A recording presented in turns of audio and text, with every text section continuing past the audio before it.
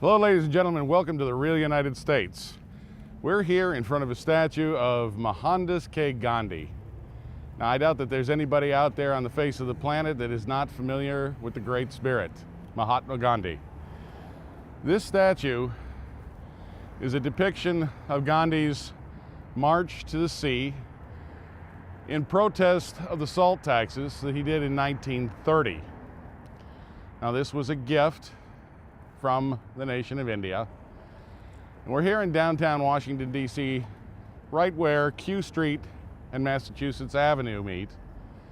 And the reason for this beautiful bronze statue of Mahatma Gandhi is we're standing here in front of the Embassy of India. This building, the light-colored part here you're going to see on the left-hand side of your screen, is the oldest part of the building. This building was built in 1885. And then this part next to it was built in about 1901. They were later both purchased by the nation of India and became now what is the Indian Embassy. Well, so to speak. One of the problems we have here with the English language is that we use words where they're not exactly correct. In fact, an embassy is not a building.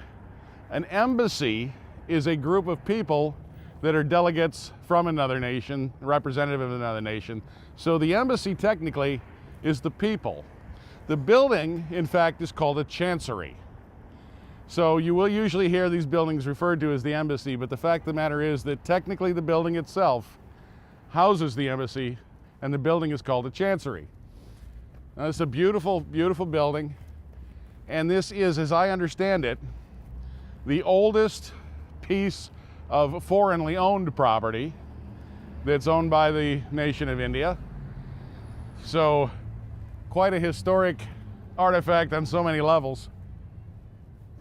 And some of these upper floors, I understand, were added to one of these buildings along in the early part of the 20th century, right around the time of World War I. But again, that this actually became the Indian Embassy and Chancery right around 1946, just after the end of World War II. So this is pretty much the start of what is known here as Embassy Row.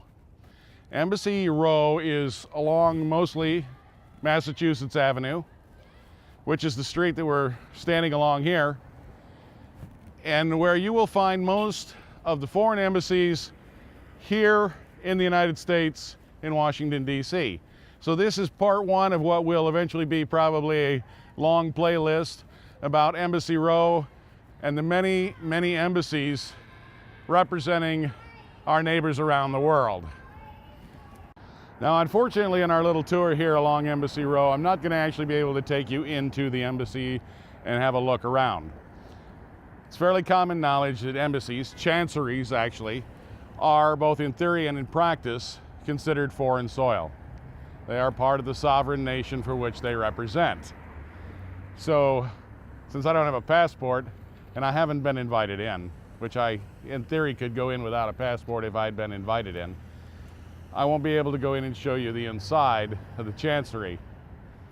So we're going to have to live with the fact that outside of this gorgeous building on this beautiful day, because this is in fact considered foreign soil.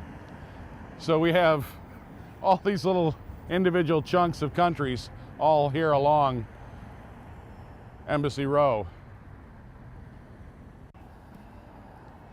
So for now, I would like to thank you for joining us here on the Real United States. We hope you enjoyed this visit to the Mahatma Gandhi statue and the Embassy of the nation of India. We hope you'll pick, subscribe, and join us. Come along for the adventure. If you have questions or comments, leave them in the comment section below. I love hearing from all of you. I try to get back to everybody I can.